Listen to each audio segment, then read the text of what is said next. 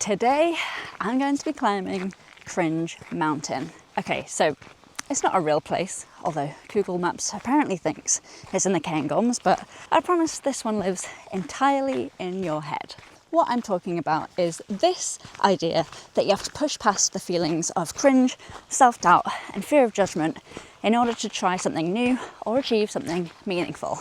This concept is usually used for things like starting a YouTube channel, but I think it applies to pretty much anything: starting a new hobby, changing careers, or just stepping away from the norm and what's expected of you. And if you're watching this, you're standing at the bottom of your own cringe mountain right now, wondering if it's worth the climb. What I've learnt so far from doing my own climb is that there are 3 distinct stages you'll face. The base of the mountain, home to the naysayers, the dip, where you are your own worst enemy, and the land of cool, which doesn't really feel very cool to say, but that's the goal apparently. Lots of people quit without even starting. Some will give up along the way, but if you can make it to the top of the mountain, the view is worth every uncomfortable moment, which is something I'm sure a lot of fellow hikers and walkers can understand. So, let me tell you about the first obstacle: the naysayers. These are the voices, real or imagined, that tell you not to put yourself out there. When I filmed my very first proper hiking video, I dragged my partner Sam out on a hike when it was 1 degree Celsius outside. I then proceeded to take ages filming and refilming clips of me reading out a script I'd written about leave no trace principles. I'm sorry for kind of ruining that hike, Sam, but if it hadn't been for that first video, I wouldn't be making content today, so you win some, you lose some. Anyway, before I even pressed record, I had to battle the voices in my head. Not literal ones, don't worry, but negative thoughts about how cringe and embarrassing I was about to be. And there was cringe at every stage of the process too. Not only was I worried about how people would perceive me online, but I had to film myself in public in front of strangers. And even worse for me, I had to film myself in front of Sam. And I care way more about embarrassing myself in front of people that I know than I do about being cringe in front of strangers. I think there are definitely certain cultures, especially British in my opinion, that really don't like it when you go against the grain. We're known for being reserved, we love to complain about things, sarcasm is the pinnacle of humour for us, and sometimes it's genuinely seen to be embarrassing if someone cares too much about something. There's kind of an unspoken rule that trying hard is somehow uncool. And as much as I think that that's stupid and that people should just live and let live, growing up in that culture has definitely given me that fear of being embarrassed, or worse, embarrassing. Really though, it is stupid, and I think in order to live a happy life, you just have to ignore those voices. Some people just don't like seeing others being productive or trying new things because deep down, they're contributing nothing to society or to themselves. In my opinion, if you're not learning and growing regularly, not in like a weird hustle culture way, but, you know, in a self-growth way, you're essentially stagnant. And I think they have a weird anger that comes from watching other people refuse to be stagnant too. These aren't always strangers either. In fact, most of them are probably friends and family. For example, my partner has had friends that have made fun of him for taking up new hobbies or doing anything slightly outside the norm. And if he didn't have a solid support system at home and with other friends, he might have given up on things that he loves, like mountain biking. I think this dynamic is actually one of the biggest contributors to things like loneliness. When your social circle punishes you for trying new things or showing genuine interest in something, you end up trapped at the bottom of the mountain. The only way to move forward and get past the naysayers is to do the thing anyway and start climbing. Whether that's starting a new hobby, posting on social media, dressing differently, or pursuing that random idea you've been thinking about for months. You have to accept that some people will judge you, and that's actually not your problem to solve.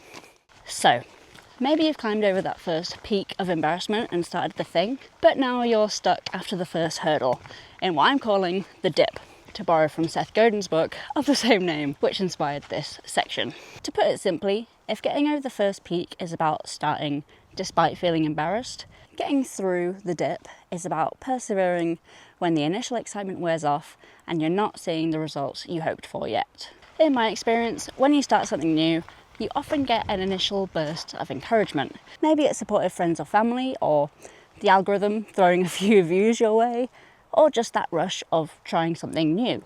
You might not even feel cringe at first because you have that validation.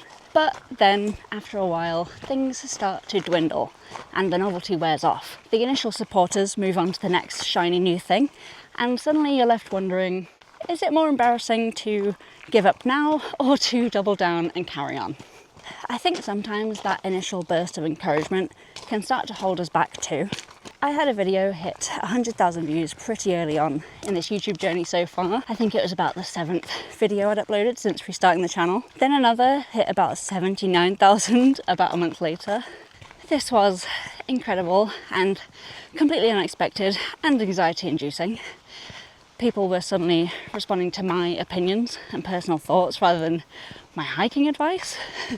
While having that many people listen to me was terrifying, it did push me past that first peak of cringe.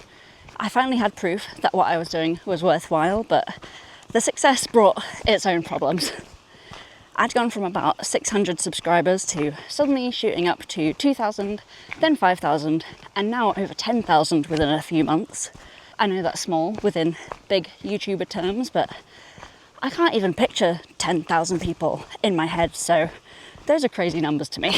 Thank you if you're one of those 10,000, by the way. But instead of feeling cringe for trying, I was now starting to feel cringe in an imposter syndrome kind of way instead. I think that's totally normal though. In the art world, there's this concept that your artistic eye develops faster than your technical skills, meaning that your ability to recognise good work often outpaces your ability to create it. So you're always like a step behind of what you think is good, and you're constantly aware of the gap between what you want to make and what you're actually capable of making. I think this is exactly what happens in the dip. You develop taste faster than you develop skill, and you start seeing all the ways you could be better at your hobby, or for me, how your content could be better. The more you learn, the more you realise how little you know. If we're going back to our hiking and mountain analogy, this is the part where you've gotten over the first big incline, only to realise it was a false summit and there's still more elevation to come. The irony is that this feeling often hits right when you're actually getting better. You're not confident in your abilities yet, but you're no longer a complete beginner, and you're way closer to the summit than you've ever been before. And here's the thing, nothing worth having comes easily.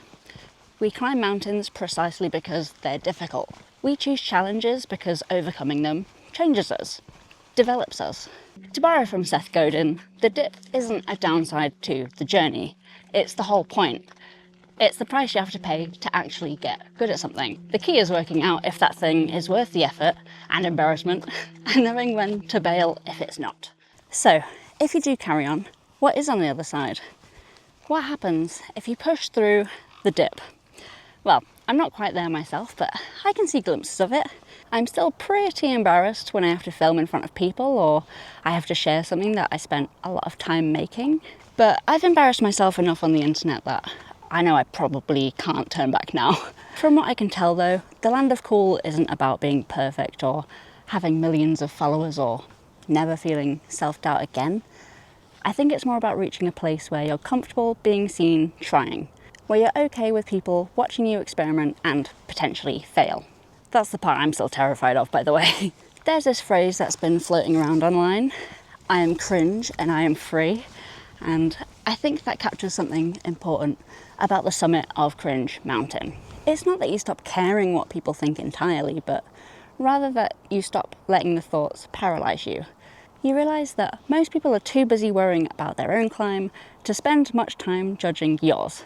And the people who do have time to judge, well, they're probably stuck at the bottom of their own cringe mountain, too afraid to try anything new themselves.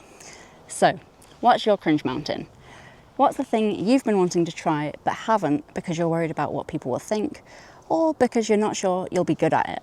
Maybe it is starting a YouTube channel, or taking up mountain biking, or finally wearing the clothes you actually like. Like, how silly is it that we're worrying about what we're wearing? Whatever it is, I encourage you to start climbing.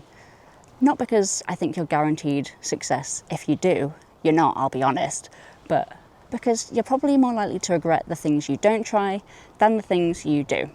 Plus, the view from up here is pretty cool. I hope this encouraged you to push past the cringe and start that thing you've been thinking about. Let me know in the comments what your cringe mountain looks like. I'd love to hear about the scary, exciting, slightly embarrassing things you're working up the courage to try.